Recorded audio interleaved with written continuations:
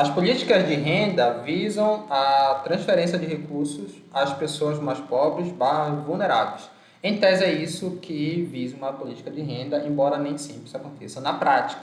Então tem dois tipos de políticas de renda. A direta, que você transfere dinheiro, tá, para as pessoas de forma condicionada. E o principal exemplo é o Bolsa Família. Eu estudei o Bolsa Família na minha tese de doutorado e é uma política de viés liberal. Significa que ela foi preconizada por autores liberais ou neoliberais, né? Na verdade, esse termo neoliberal ele é usado muito mais pelos opositores, por pessoas de esquerda. Os liberais eles não gostam tanto desse termo, mas enfim, os neoliberais são considerados liberais ali do século XX, como por exemplo o Milton Friedman. E o Milton Friedman dizia que a melhor medida que você tem de combate à pobreza é a transferência direta de renda. O que significa isso? Ao invés de oferecer serviços, do governo oferecer serviço básico como saúde, educação e ensinamento, ele oferecer dinheiro para as pessoas poderem usar esse dinheiro para aquilo que elas acharem que é necessário. Por exemplo, aí as pessoas vão decidir se querem saúde, educação, saneamento. E na prática, isso meio arriscado porque as pessoas podem decidir usar mal esse dinheiro. Então o governo geralmente coloca algumas condicionantes. No caso do Bolsa Família, qual é a condicionante? Que o aluno é filho da família beneficiada, frequente a escola e passe de ano. Tá? Então essa é uma condição do Bolsa Família, ela vem ali de outras políticas que existiam anteriormente, como o Bolsa Escola.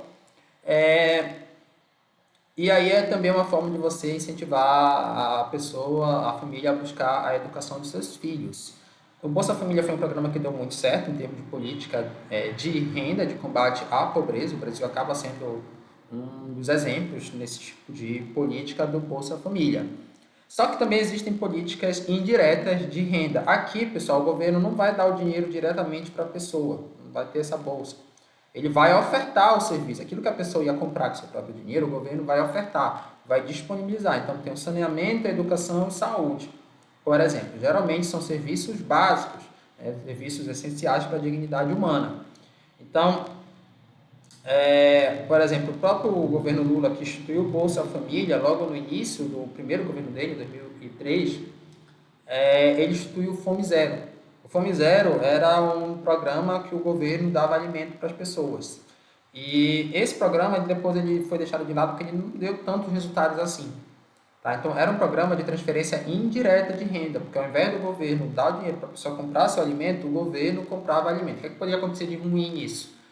Fraude nas licitações, poderia acontecer de o governo não saber gerir esses alimentos e estragar, enfim, N coisas poderiam acontecer. Então, eu não sei bem o motivo, mas eu só sei que esse programa foi descontinuado e o que deu certo mesmo na história foi o Bolsa Família. Mas aí existem esses serviços que o governo presta, não é uma transferência de alimento, mas é um serviço de saneamento, educação, saúde, enfim. Ou então o governo vai entender que ele precisa financiar alguns setores estratégicos. Isso aqui também entra como uma política de transferência de renda. Então ele vai financiar o agro, por exemplo, pequenos agricultores, agricultura familiar. Ele vai oferecer ali um projeto de extensão, vai oferecer alguma linha de crédito, também vai nesse sentido, de crédito a juros baixos, via BNDES, aos empreendimentos considerados sociais. Por quê? Você tem aqui a agricultura familiar, por exemplo, são pessoas geralmente de baixa renda, pobres, então precisa incentivar elas de alguma forma, tá? E aí você tem o petróleo. Por que o petróleo entra aqui? O petróleo não são empresas grandes e você tem ali um viés de não serem pessoas pobres que estão ligadas ao setor do petróleo. Por que ele entra como uma política de transferência de renda? Porque, eu vou colocar entre aspas, porque isso aqui não é consensual, tá? Isso aqui não é consciencial. Você tem a corrente desenvolvimentista dos economistas que acredita o seguinte, que o Brasil só vai sair da pobreza de fato quando ele se colocar como uma potência global. Então, é muito mais um olhar, no meu ponto de vista, para a desigualdade do que para a pobreza. Mas, enfim, essa corrente ela é importante, ela vai entender que a pobreza sempre é um indicador relativo. Então, para o Brasil sair, de fato, da pobreza, do desenvolvimento global, ele tem que se colocar como uma potência, e ele só vai ser potência quando ele tiver empresas fortes, tá? Em setores fortes, em setores estratégicos. Então, esses economistas dizem, por exemplo, que foi assim que a Coreia do Sul conseguiu melhorar o seu desenvolvimento, a condições dessa população, quando ela incentivou marcas a se tornarem multinacionais fortes, por exemplo, como a Samsung. E a ideia é que o Brasil deva subsidiar empresas como a Petrobras, como a Infraero e outras empresas aqui locais, nacionais, para que elas se tornem globais, tá? Empresas internacionais, e uma vez que elas se estabelecerem no mundo, elas consigam gerar riqueza e e trazer essa riqueza para o Brasil. Só assim que o Brasil se desenvolve na visão dos desenvolvimentistas, por isso que eles vão argumentar que o Estado deve investir forte nessas empresas, tá? Deve intervir forte na economia para criar empresas fortes, para que depois essas empresas proporcionem renda para a população. Então perceba que é bem diferente da visão liberal. Tá? Alguns liberais clássicos já também diziam isso aqui, transferência direta de renda. Por isso que eu vou deixar liberal mesmo, ao invés de neoliberal.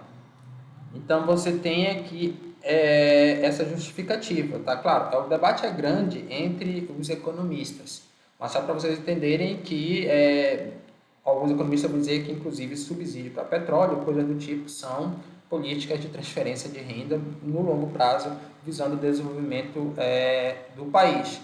E é bem interessante que o BNDES, que é o Banco Nacional de Desenvolvimento Social, em tese ele seria um órgão público destinado a essa transferência de renda, indireta ou direta.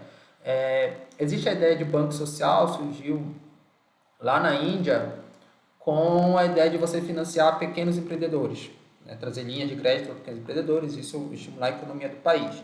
E essa ideia ela foi trazida para o Brasil, mas não foi bem assim que aconteceu. Esse vídeo que eu estou sugerindo para vocês explica como foi que aconteceu com o BNDES, ali no início dos anos da década de 2010, e como é que esse projeto desenvolvimentista fez com que, por exemplo, se estabelecesse a chamada política de campeões nacionais. Foi uma política do governo Dilma, em que boa parte do financiamento público foi destinado para empresas grandes, como exemplo Oi, JBS, a própria empresa lá do Eike Batista, o GX na época, também as construtoras Odebrecht. Aí vocês já viram 3 empresas que tiveram problemas de corrupção. Aí, o que é muito questionado, essa política desenvolvimentista, porque como é que o governo vai escolher as empresas? Será que ele não vai privilegiar, ele não está pegando a renda, o dinheiro dos impostos e colocando para pessoas que já estão ligadas ao governo, que já são ricas? Então, como é que isso vai ser uma política de renda? Como é que você vai justificar isso? Essas são as grandes críticas que se fazem quando você busca de uma política indireta, principalmente com este viés aqui. Sem contar que o governo emprestava para essas empresas linhas de crédito, por exemplo, a 2% de juros, sendo que os juros da economia, os juros que que o Brasil estava pagando dívida, na época era 14%. Então, essa diferença de 12%, ela é de fato o governo financiando essas empresas a custo dos nossos recursos, do nosso dinheiro. E será que isso de fato está trazendo desenvolvimento para o país? Particularmente, acredito que não, mas tem economistas que acreditam que sim, acreditam que de fato a ideia é boa, só não foi bem executado naquele período e que na verdade esse seria um caminho para o país desenvolver se executasse a política de desenvolvimentista de forma correta, como a Coreia do Sul fez na visão desses economistas.